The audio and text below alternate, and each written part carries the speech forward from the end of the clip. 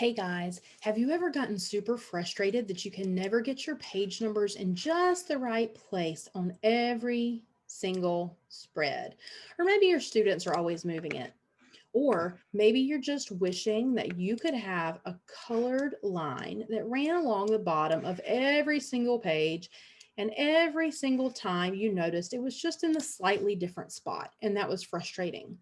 Let's talk about how you can use layers and master templates to make this not only possible, but super easy and super difficult for your students to mess up. I'm going to come over here to the side and I'm going to choose the layer tab. And from the layer tab, I'm going to be given the option to work on a master template. I'm going to select edit and once again, edit. I don't need to save my changes. And this is going to open up a master template for me. It looks just like any other spread, but this master template can be applied to every page in your book.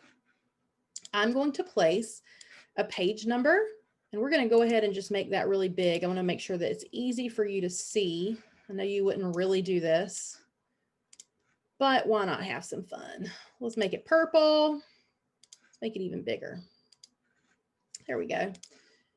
And let's put another one over here. Now you'll notice that typically when you change your page numbers from one side to the other, because they're smart elements, they do change from page to page. That will not be the case in your master template. They will always say 1, but don't worry, it'll apply the correct way whenever we get to your actual pages.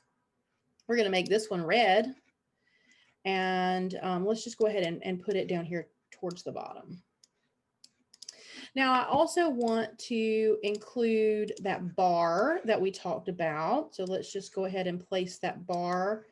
We'll do it right behind this page number, and we'll make it, let's make it dark gray. And let's place a piece of lovely clip art on the other side beside that page number. All right, I'm going to save.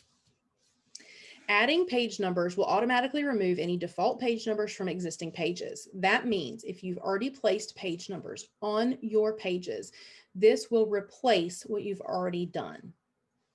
Okay, so I'm going to hit OK. And we're going to give that a minute to save.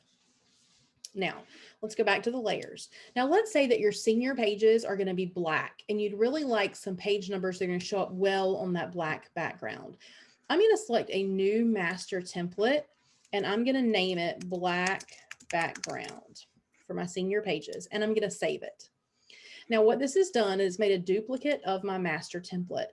But if I make sure I'm editing the correct template, then I can actually come in here and change all the colors. You can change the location.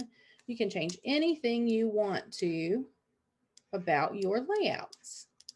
And so now we have 2 master templates.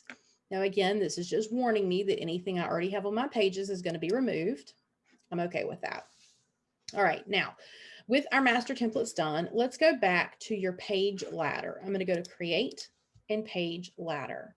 And you can see that on every single page, it has applied the basic master template that we ask it to. So every page now has a page number as well as the graphic element that we requested be placed on the page. Great, huh? Maybe not looking like this, but definitely if you wanted your page numbers to stay in the same place every time. Now, when you get down to your senior pages and you'd like to switch to your black background option, from your page ladder, you can choose the master option for black background. Let's do that on both sides and save all of our changes. And you can see that the master template has now changed to the design we made called black background. Now, on some pages, you may not want to have a page number.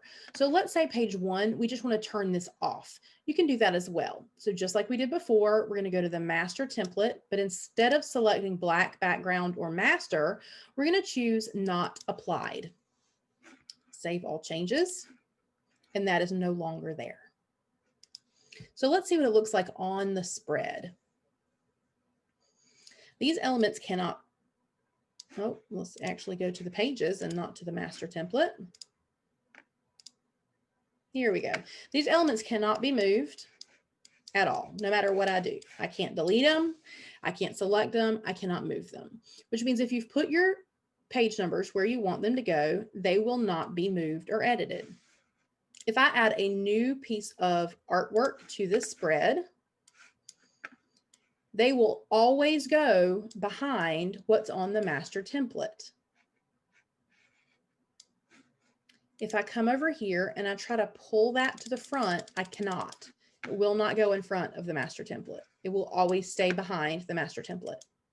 If you want these elements to overlap elements on your spread, or excuse me, to go behind elements on your spread, you will need to do that on each individual page instead of the master template. So this is a great way to make sure your page numbers are correct and in the correct location, and any other information you would like to include as well. This is not the right place for bylines. It is not the right place for information about what the contents of the page are, because once you've put the content on the spread, it cannot be changed. Now, if you would like to create a different master template for each section of your book by season, by topic, you can do that, and you can apply that to each individual spread. So have fun playing with these layers and this master template. I hope this has been helpful. And if you have other questions, we're always here for you. Bye.